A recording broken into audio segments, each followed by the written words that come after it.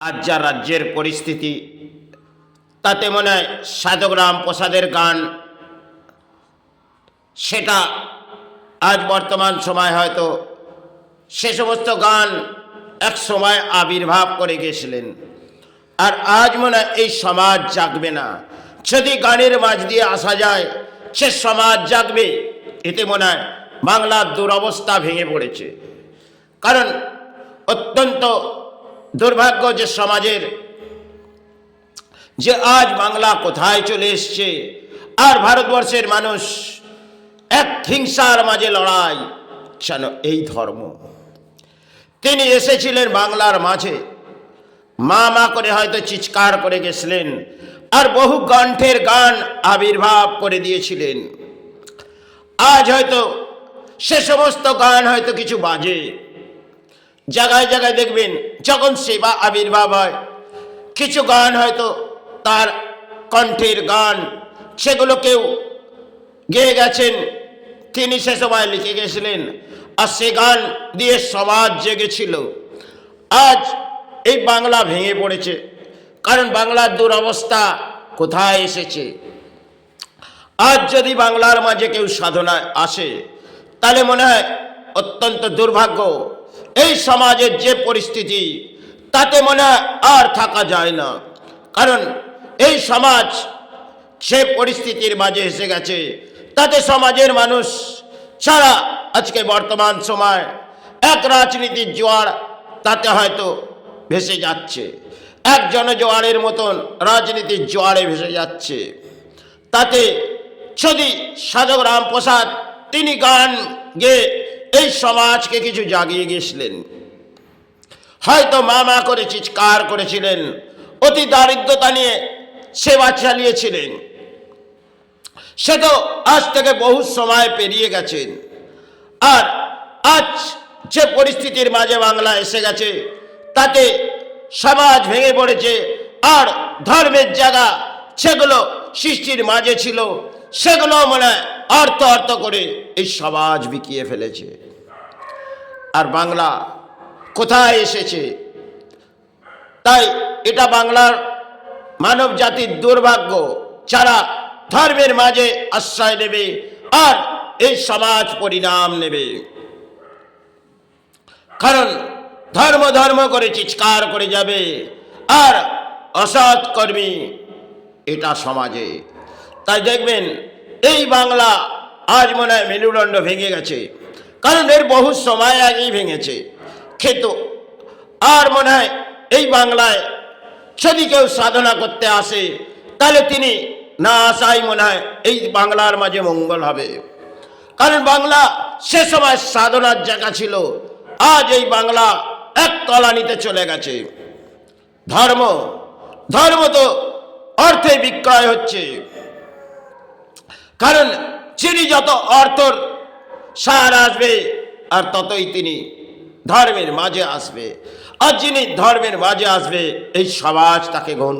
এটা হয়তো সমাজের দুর্ভাগ্য ছানবেন।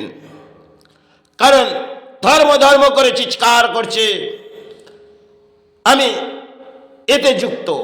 এটাই হচ্ছে সমাজে ঘটছে। এক একটি স্থান পরিণত এসে গেছে, সেখানে ধর্ম বিক্রয় হচ্ছে। এই সমাজের মাকে বিক্রয়, এটা ধর্ম বিক্রয় নয় তো কি। আর চলছে এই বাংলার মাঝে একটি স্থান দেখুন পরিণত এসে গেছে, অর্থ দে মা অর্থ দে। এটাই হয়তো পুরো সমাজ ভেঙে পড়েছে। কারণ ব্রাহ্মণ তুমি জেগে থাকো, তুমি ঘুমিয়ে পড়লে সমাজ ঘুমিয়ে পড়ে। আজ মনে হয় সমাজ ঘুমিয়ে পড়েছে, আর এই সমাজকে কে জাগাবে? পরিস্থিতি যত সময় গড়িয়ে গেছে, তত হয়তো বাংলা ভেঙে পড়েছে। আরও যত সময় যাবে, বাংলা কোথায় যাবে? সব থেকে দোয়ার এসে গেছে রাজনীতির দোয়ার, আর জনজোয়ার ভাসছে। আর ধর্মের তারা দান দিচ্ছে, আর তারা সেবা করছে। বাহ! কারণ যদি এটা বাংলার মাঝে আসে, জানবেন আপনাদের অর্থে মায়ের সেবা হয়নি। আগে বহু সময় আগে এই মায়ের সেবা হয়তো সামাজিক কিছু অর্থ নিয়ে আপনারা সেবা করেছেন, আজ দান দিচ্ছে রাজনীতি, যিনি এসেছেন তিনি আপনাদের দান দিচ্ছে, আর সে দান আপনারা গ্রহণ করছেন। বাহ, অত্যন্ত দুর্ভাগ্য সমাজের।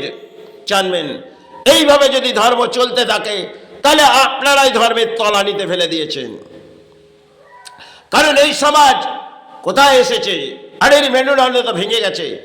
কারণ যেখানে অর্থ দান কেউ দেবে আর আমরা সাহারা নেব, আর তাতে এনজয় করব, আর কিছু ডিজে বাজাবো, আর মায়ের সেবা করব, তিনি লুপ্ত হয়ে পড়েছে।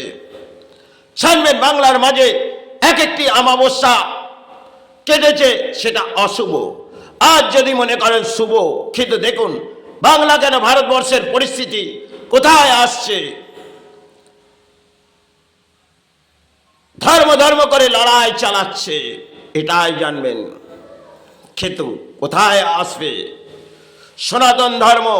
তিনি তো সৃষ্টির মাঝে এসে, সনাতন ধর্মের সৃষ্টির মাঝে সনাতন ধর্ম আজ মনে হয় এই জায়গা, যে পরিস্থিতির মাঝে বাংলা ভেঙে পড়েছে, তাতে মনে হয় এটা কলিযুগের এক অংশই হবে সে আজ।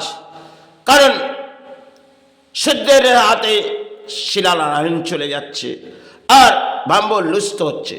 কারণ যে ব্রাহ্মণকে ব্যাখ্যা দিয়েছিলেন সমাজকে জাগিয়ে যাও, আর তেরাই ভেঙে পড়েছে। কারণ মা অর্থ দে, মা অর্থ দে, আর তুই ঘুমা মা, আমরা অর্থ নিই। কারণ এক একটি স্থানে দেখবেন সে পুরোহিত সমাজ, তারা কালীঘাট স্থান থেকে, তারাপীঠ স্থান থেকে বহু স্থান দেখবেন অর্থ, আর এক একটি দানপত্র বসানো আছে, সেখানে দান দে। আরে সে দান ওই ওই মায়ের স্থানে দেওয়া হচ্ছে, আর তার থেকে বেশি অংশ দান এই পুরোহিত সমাজ তাদের কাছে নিচ্ছে। এটা সমাজের দুর্ভাগ্য।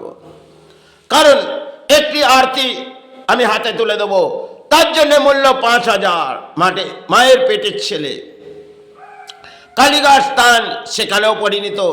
কারণ সেখানে দেখবেন কালী পুজো রাত, সেখানে যদি সাধারণ মধ্যবিত্ত না যেতে পারবে, আর অর্থনীতি বীর যাবে, সেটা জানবেন সমাজের দুর্ভাগ্য। কারণ লক্ষ লক্ষ টাকা তাকে বিক্রয় হচ্ছে, আর সেই পরিস্থিতির মাঝে বাংলা ভেঙে পড়ছে। কারণ মা, আজ তোর সেবা আবির্ভাব এসেছে, আর কিছু অর্থ নেব, সেখানে এক একটি ট্রাস্ট বসে পড়েছে, যারাই মাকে রক্ষণাবেক্ষণা করছে তারাই এক লড়াই করছে ধর্মের, সেখানে মাকে বিক্রয় করছে। এটা বাংলার দুর্ভাগ্য। সেখানে তারাপীঠ স্থান, তিনি সাধক, তিনি এক সাধক, বৈশিষ্ট্য বাবাম, বৈশিষ্ট্য তো ঋষি, আর তিনি বাবাম। আজ সেই স্থানের মাঝে চলছে অর্থের হাহাকার। তাহলে এই সমাজে মনে হয় মাকে ঘুম পাড়ানো হচ্ছে, বা তুই ঘুমিয়ে পড় আর আমি তোর নামেই ভিক্ষা করব, এটাই সমাজ। তাই সমাজের পরিস্থিতি হয়তো কোথায় আসছে, সমাজের মেরুদণ্ড ভেঙে গেছে।